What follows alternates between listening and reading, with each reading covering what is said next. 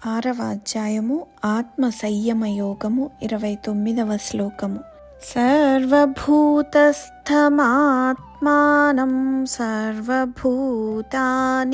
చాత్మని ఈక్షతే యోగయుక్తాత్మా సర్వత్ర సమదర్శనః.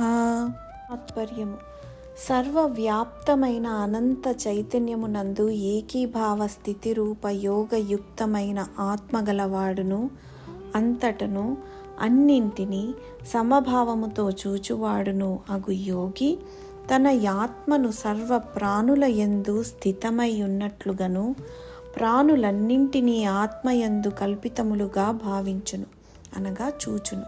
వివరణ: నిజమైన యోగులు పరమాత్ముడితో తమ చైతన్యాన్ని ఏకం చేసి అందరినీ సమానంగా చూస్తారు.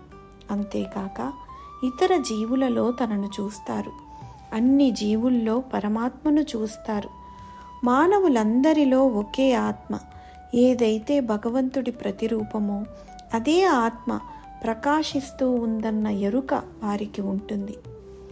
12 సంవత్సరాల వయస్సులో సంత్ జ్ఞానేశ్వర్ మహారాజు తల్లిదండ్రులకు అంత్యక్రియలు జరిగాయి.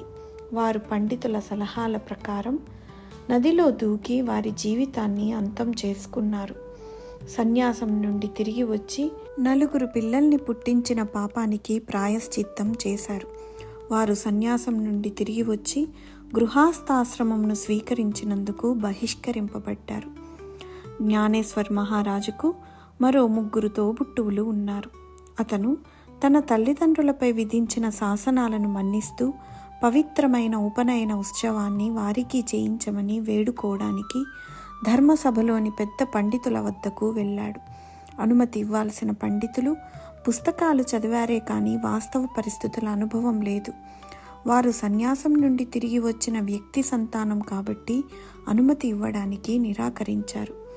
జ్ఞానేశ్వర్ మహారాజు వారిలో ఉన్న పరమాత్మ కూడా తనలో నివసించే పరమాత్మ అని వాదించారు. అందుచేత వారు తమ కోసం యజ్ఞోపవీత ధారణకు తర్వాత తన అధ్యయనాన్ని కొనసాగించడానికి అనుమతించాలని వాదించారు. గేదెలో కూడా పరమాత్మ ఉందా అని, అది వేదమంత్రాలు పఠించగలదా అని పండితులు కూడా వాదించారు. జ్ఞానేశ్వర్ మహారాజు తన సన్నిధిలో తెచ్చిన గేదె నుదుటిని తాకి ప్రతి జీవిలో పరమాత్మ నిజంగానే ఉంటాడని రుజువు చేస్తూ వేదాలు చెప్పడం ప్రారంభించాడట. 5వ శ్లోకము. యో మాం పశ్యతి సర్వత్ర సర్వంచ మయి పశ్యతి తస్యాహన్న ప్రణశ్యామి సచమేన ప్రణశ్యతి. తాత్పర్యము మరియు వివరణ: సకల ప్రాణుల యందును ఆత్మరూపమునున్న నన్ను అనగా వాసుదేవుణ్ణి చూచు పురుషునకు అట్లే ప్రాణులన్నింటికీ నాయందు అంతర్గతముగానున్నట్లు చూచువానికి నేను అదృశ్యుడను కాను, అతడును నాకు అదృశ్యుడు కాడు.